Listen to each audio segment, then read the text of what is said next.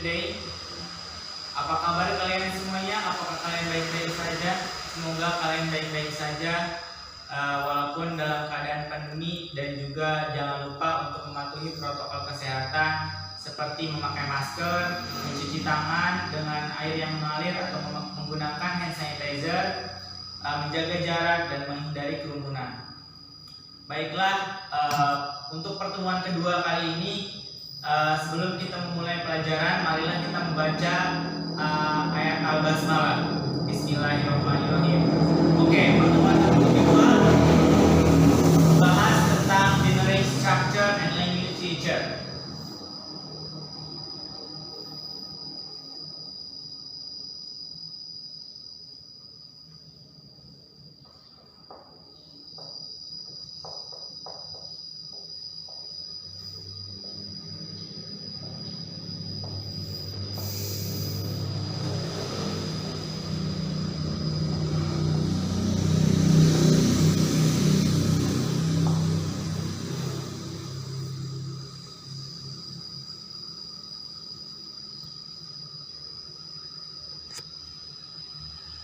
Masih pembahasan tentang descriptive text, yang dimana pembahasan descriptive text itu definisinya dan pembahasan umumnya itu kita bahas di pertemuan pertama kemarin, dan sekarang kita membahas tentang generic structure and language feature.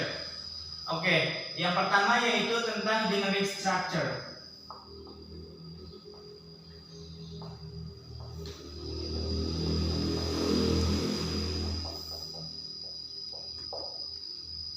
Dalam descriptive text, generic structure terbagi menjadi dua. Yang pertama yaitu identification dan description.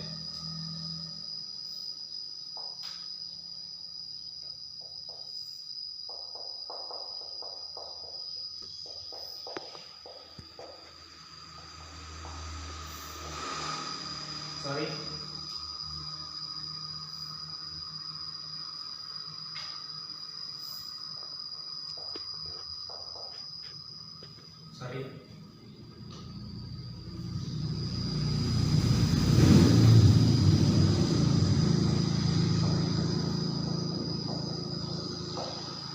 Oke.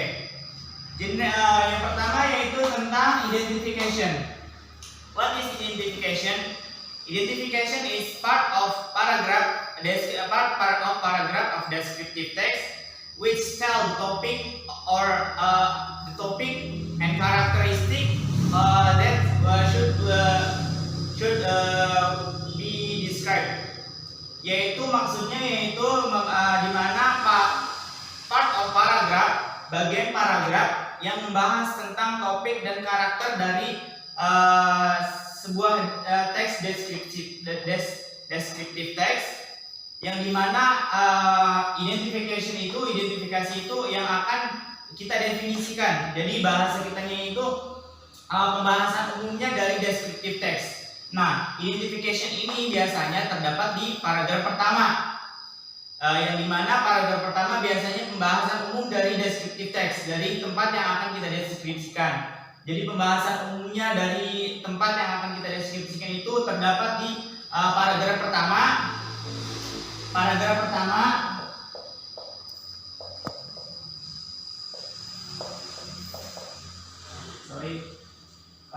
pertama di sebuah descriptive text.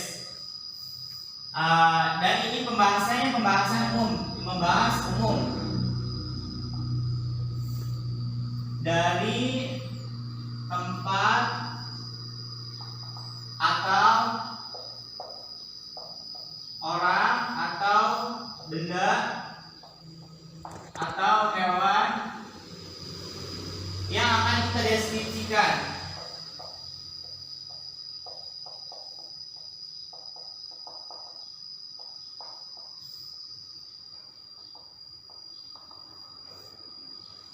Yang akan kita deskripsikan. Dari sini paham semuanya mengenai identification? Apabila kalian paham semuanya, kita akan lanjut ke bagian description. Pembahasan yang kedua yaitu tentang description. What is description? Description is a part of paragraph of descriptive text which tell the content of describing the particular person, place, things specifically and details. Jadi pembahasan yang kedua yaitu bagian paragraf yang dimana membahas tentang konten atau konten dari descriptive text yang lebih mendeskripsikan lagi, bahasanya lebih dalam lagi. Particular the person, bagian dari seseorang atau tempat yang kita deskripsikan, atau benda yang kita deskripsikan itu lebih detail lagi. Jadi pembahasan ini yaitu mengenai pembahasan yang lebih detail lagi.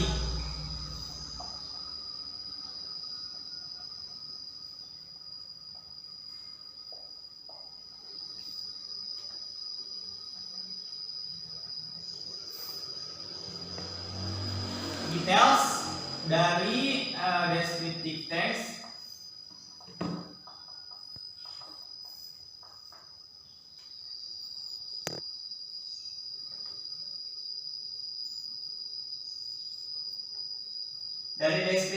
seseorang atau tempat atau hewan atau benda atau yang lebih spesifik lagi, yang lebih spesifik dan detail. Nah, pembahasan dari descriptive text,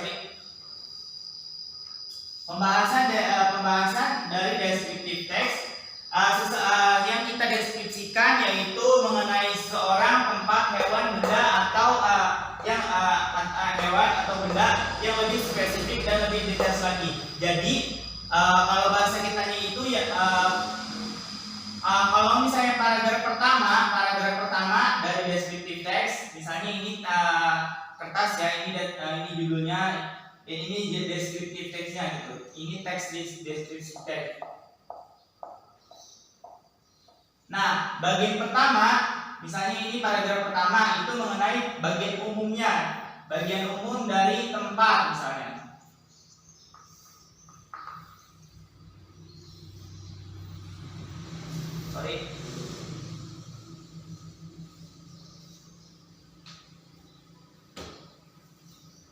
Ini bagian umum dari tempat.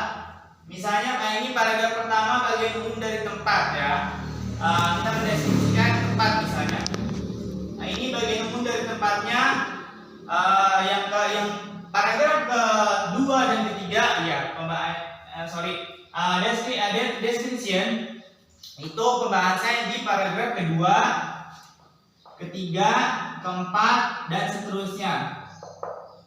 Jadi bagian paragraf pertama ini membahas tentang bagian umumnya atau membahas tentang identification-nya. Nah, bagian yang kedua, ketiga, keempat dan seterusnya itu pembahasannya lebih detail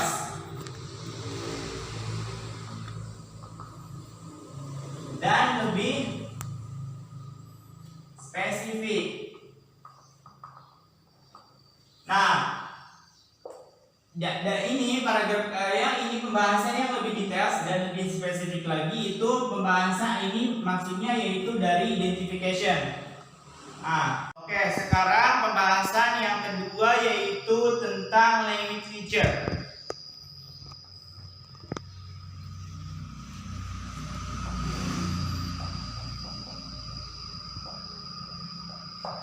Language feature atau tata bahasa dalam membuat teks descriptive text.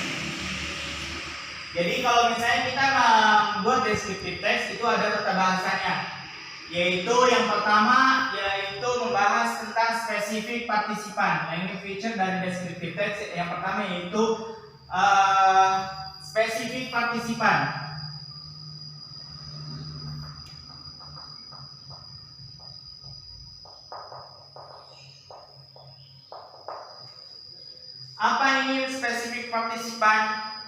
Spesifik partisipan yaitu bagian atau tempat yang kita akan deskripsikan itu lebih spesifik lagi, lebih detail lagi. Jadi pembahasannya yaitu contohnya pembahasan monumen nasional kayak tadi.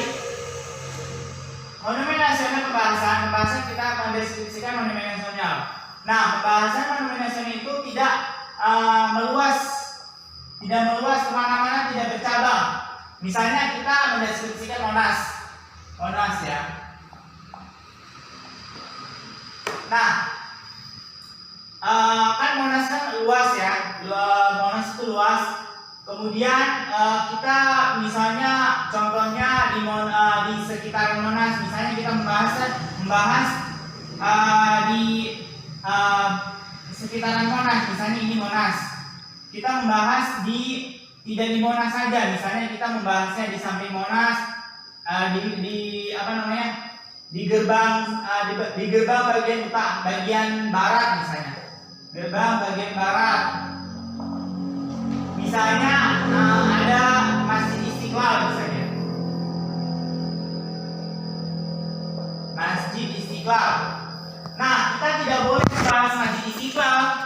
Kita tidak boleh bercabang ke Masjid Istiqlal. Misalnya di Monumen Nasional bagian barat terdapat Masjid Istiqlal, di mana Masjid Istiqlal juga masjid yang terkenal di Asia Tenggara misalnya, masjid terbesar di Indonesia misalnya. Dan Masjid Istiqlal juga digunakan untuk sholat Jumat, misalnya sholat Jumat, sholat 5 waktu pastinya ya. Atau juga digunakan juga untuk hari raya, misalnya sholat Idul Fitri misalnya. Jadi kita tidak boleh membahas selain dari Monas tidak boleh.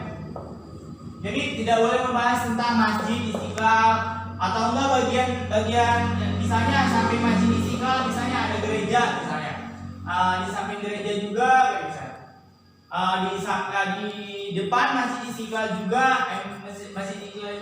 juga terdapat gereja. Kita tidak boleh membahas yang lain selain dari Monas. Jadi kita hanya membahas monumen nasional saja. Kita boleh membahas sekitaran Monas, misalnya kayak tadi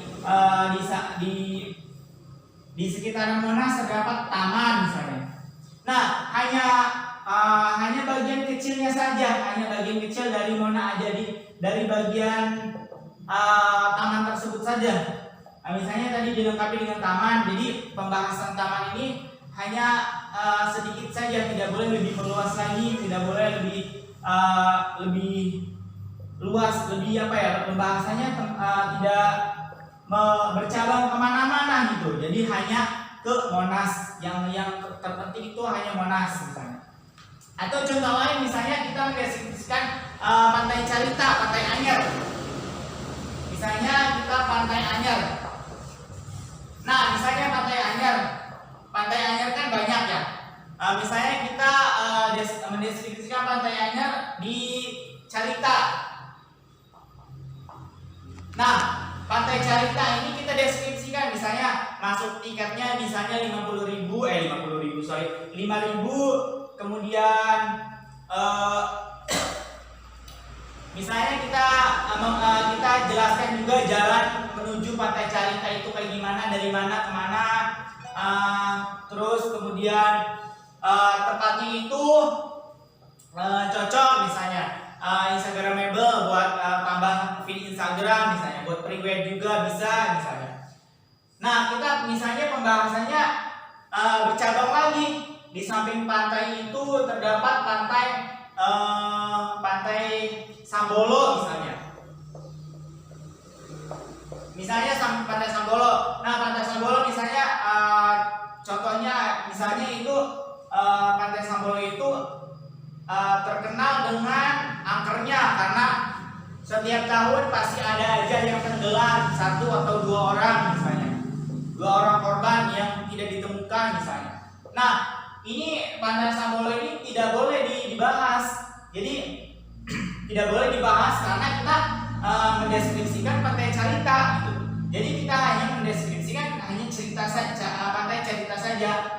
begitu juga monas. Jadi kita tidak boleh membahas masjid, gereja atau yang lainnya, karena dalam mendeskripsikan teks itu hanya spesifik partisipan. Jadi partisipannya itu hanya bukan satu. Tidak meluas pembahasannya, hanya satu objek. Yang kita boleh deskripsikan itu hanya satu objek, tidak boleh lebih dan tidak boleh lebih dari satu. Jadi karena language feature ini yang dibolehkan itu lebih dibahas lebih spesifik lagi, tidak meluas, tidak kemana-mana. Kedua yaitu kita membahas bagian kedua dari language feature. Sorry tadi kampus.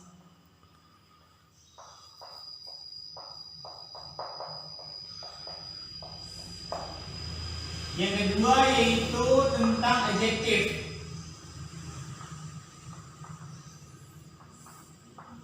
Nah, dalam kita membuat descriptive text, kita harus menggunakan adjektif. Apa itu adjektif? Adjektif adalah bagian dari part of speech. Jadi part of speech kan ada 8 ya.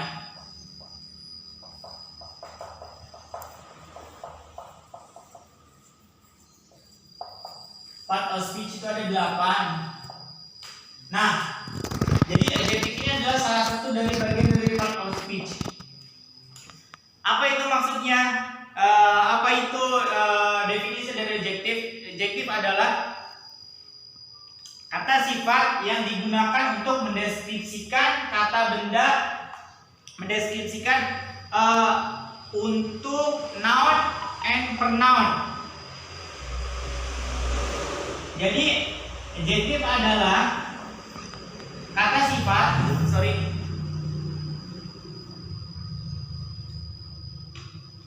kata sifat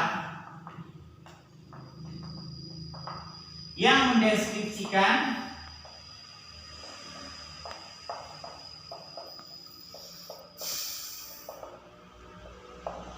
noun and pronoun.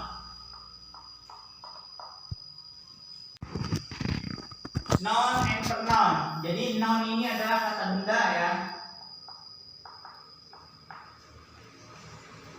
Dan pronoun ini kata ganti. Kata ganti dari mana? Kata ganti dari personal. Kata ganti yang dapat berupa dengan personal atau seseorang, animals, place, atau tempat, animals atau hewan, or things atau benda.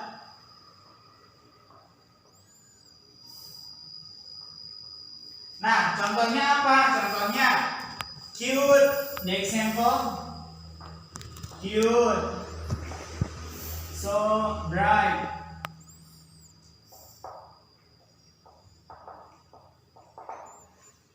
so bad.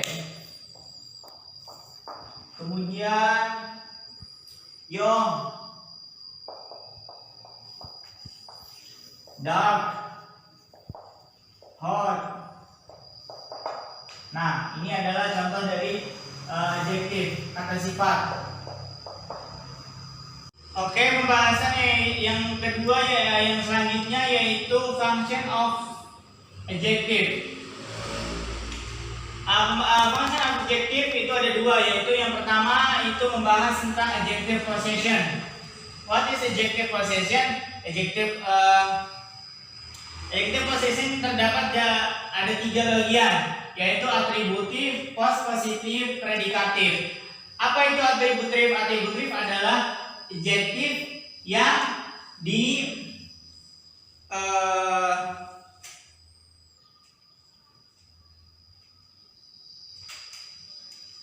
adjektif yang berada di noun atau kata benda. Adjektif yang di depan noun. Contohnya yaitu beautiful girl. Where is adjective? Adjective is beautiful. And where is noun? Noun is girl. Ini adalah contoh dari atributif. Jadi adjektif plus noun.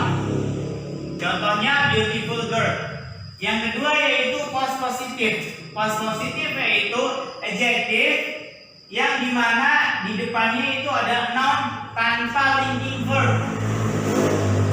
Tidak menggunakan linking verb. Jadi post positif ini kebalikan dari atributif. Jadi kalau misalnya atributif itu adjektifnya di depan, kalau misalnya post positif itu adjektifnya di belakang noun. Contohnya yaitu someone special. Where is noun? Someone, seseorang. Where is adjective? Special. Adjective is special. Ini contohnya. Nah, yang ketiga yaitu predikatif. Predikatif itu adalah sama dengan post positif, yaitu bedanya hanya linking verb. Jadi ada tambahannya. Kalau misalnya predikatif itu noun, linking verb, kemudian adjective. Jadi kalau misalnya tidak ada linking verb itu is, are, am, dan lainnya. Ini adalah contoh active voice, yaitu contohnya pupil will visit Bandung. Orang itu akan mengunjungi Bandung. Ini adalah contoh dari active voice ya.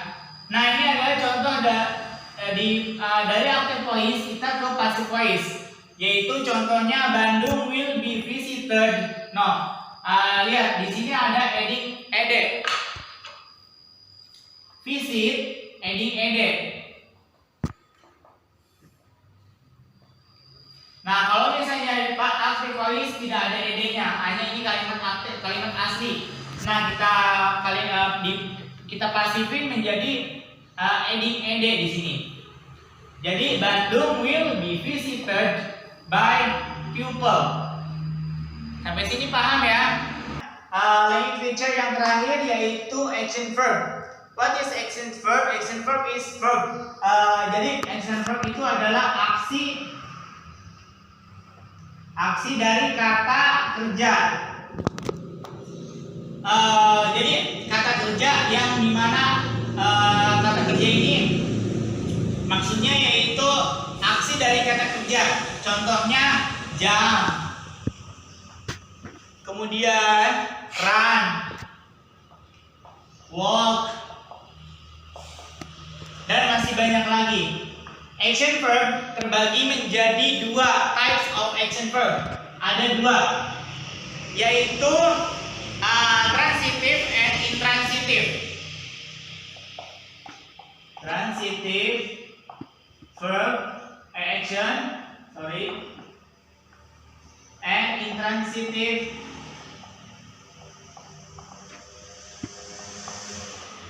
action verb.